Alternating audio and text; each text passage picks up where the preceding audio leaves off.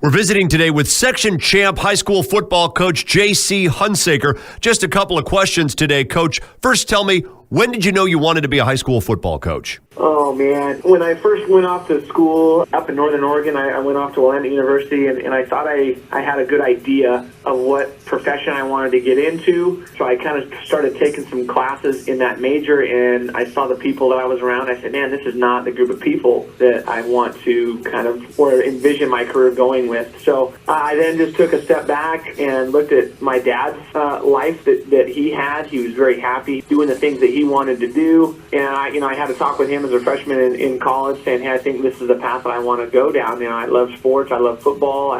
This is the kind of group. And he goes, well, don't expect to get rich doing it. So I said, okay.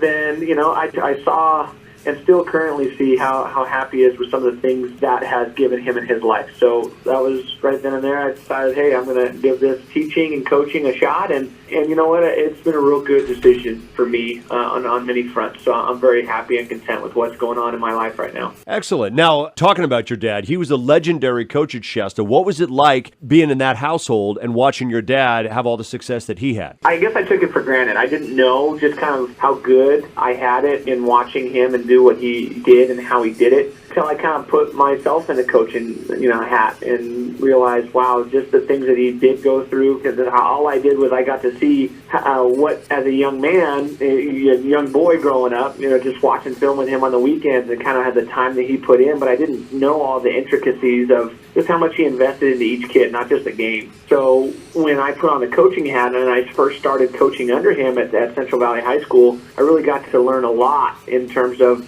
how you interact with these kids, what you need to invest into these kids, and what the kids will invest into you, and that trust is built in that relationship. So to me, it's been a blessing. Not just a great mentor to watch and see and live side by side with, but a best friend in a sense. I could do anything and everything with my old man. I love spending time with him. So it's been a true blessing. What's it like growing up around that, to be able to not just work with him, but then work together with him as your career progresses, to be able to have him as one of your assistant coaches? Yeah, you can't find a better role for me from my standpoint of, my dad's been through the ringer in a lot of ways, a lot of positive ways, a lot of tough times, challenges with the coach's hat on. And for me, in the challenges that I'm facing early on in my coaching career as a head coach, to be able to bounce things off of him. Well, hey, this is a situation, this is what I'm thinking, what do you think? And to have a guy under you with that kind of experience, there's a lot of pressure that you can take off of your own shoulders in a sense of saying, hey, if this guy's saying that we should be doing it this way, I feel good about this decision.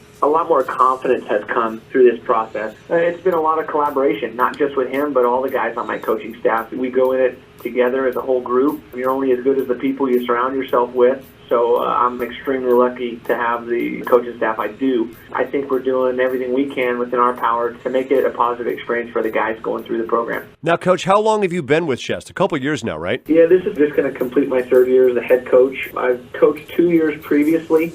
Before I became the head guy, I was just a position coach at the varsity level and teaching. So before that, I was teaching at Central Valley High School, and I was an offensive coordinator under my dad at Central Valley for a couple years. And that's the extent of it. I'm still pretty young in the coaching career. So the first time Shasta had won the River Bowl in the last 12 years was in 2015. That was your first year. I don't know if it was 12 years to the point. I do know that my first couple years here as an assistant coach, we got our butts kicked, and it was embarrassing. And I just remembered that moment to say, hey, if I ever get to take over this program, I'm going to remember these moments because I don't want to feel like this again. The River Bowl is a big thing in this community, so it was priority number one for me was to beat Enterprise, and we did, and so far, cross my fingers, we've been on the successful end since I've taken over, but it takes a lot of work to do that, so we're not going to take it for granted. I was going to say that you've now three-peated that. When you look at his schedule and you see that River Bowl, how important is that rivalry, and what's it like to absolutely own it the last couple of years? Well, it's the first date that pops out on that schedule. It can't be the only one. You can't preach it to your kids that way. You can't preach it to yourself that way because a lot of them mean different things and they're all important, but that one is one that the whole town kind of comes out and there's bragging rights for 364 days for a lot of people in this community, whether you're on the west side or the east side. It pops. As far as the recent success that we've had in it, it's been really great. I know the kids love that success, not just the kids in the football program, but the kids at school. how important that game is to the student populace here. We do a rally that day. Things happening all week to get the kids amped up. Selling T-shirts just alone for the River Bowl. Kids buy them and show up. The River Bowl is a special thing. I was always jealous when I was an outsider looking in, coaching in another school, and when I was at CV, sitting there going, man, media always wants to talk about the River Bowl. They don't ever give us any love. Well, I don't know why that is. And then when I coached in it my very first year as just an assistant coach, and I go to the game and I see the crowd, and I'm going, holy crap, that's why this thing is that big. So it's pretty awesome. So speaking of Vinny earlier, Vinny and Seth, Deatrice Kelsaw, Walker Huey, Troy Lyons, the list goes on and on. What's it like to have such a wide roster of such dynamic players? And how do you keep them all showing such good sportsmanship and deal with all the dynamic personalities of these guys? Well, number one, we have a lot of talent on the team. If we can help these boys grow into young men through this process, then we're going to have something special. It's a unique dynamic, and it takes multiple coaches, because myself as one coach, I could completely connect with one young man, but then not quite connect with the other just based upon who he is and who I am. But I have 5 other assistant coaches at the varsity level that might be able to connect and motivate with that young man. So it takes a village. They do a really good job of helping me in that process. We just knew that if we could help them grow mentally and mature into young men, that the talent would shine, and it did. In terms of the sportsmanship, a lot of it has to go with the makeup of the young man. You know, the people that he has at home supporting him, his parents, his family, his friends. There's a lot that goes on that's in the mind of how these young kids develop. I told them on Saturday, as we're concluding our pregame stuff, I said, hey, fellas, whatever takes place out here tonight, we're going to do it with class. If we win this game, we're going to win with class. If we lose this game, we're going to lose with class, and we're going to congratulate those guys. People remember class. So let's make sure that we have it out here tonight. Of course, you guys had a wonderful season, scored on average of 42 points a game. Final game of the regular season, you played against Foothill, only scored 22 points, and were down 12-0 at half. Take me through that halftime in that final game against Foothill. You're down 12-0.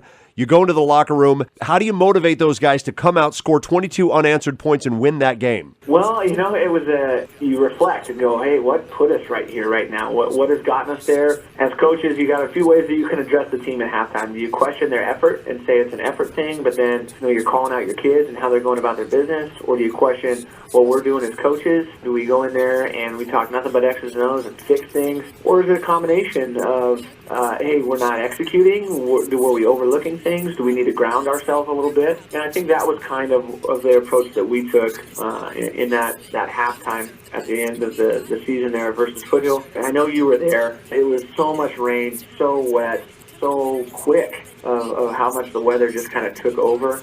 It changes how you can play the game a little bit, especially on the offensive end, but Foothill had to play in it too, and they were scoring, so it's not an excuse. It's just you have to mold. You got to adapt a little bit. So we went in at halftime and said, hey, this is not who we are. This is not what we're about. We know that we can do these things when we get rolling, so fellas, have a little patience and let's see what kind of team we are. Are we a team that can come back from this? And we did. You know, our defense was playing good. They kept us in it, and then they continued to dominate in that second half. And then offensively, we just started clicking there midway through the third, and we're able to punch our ticket in to the first outright league title since 1999, which was one of the goals that we wanted to attain. It was a rainy, wet, miserable Friday night to do it in, but you learn a lot about the kids' perseverance, their character in that moment, and then they came back. So, you know what? We could have beat Foothill by a lot that night, but we didn't. And I think we grew more as a team by having to come back and fight that way through that game, through that half. I felt more confident after that game than if we had blown them out, to be honest with you, because now I know we're a team that can overcome misfortune, and we did.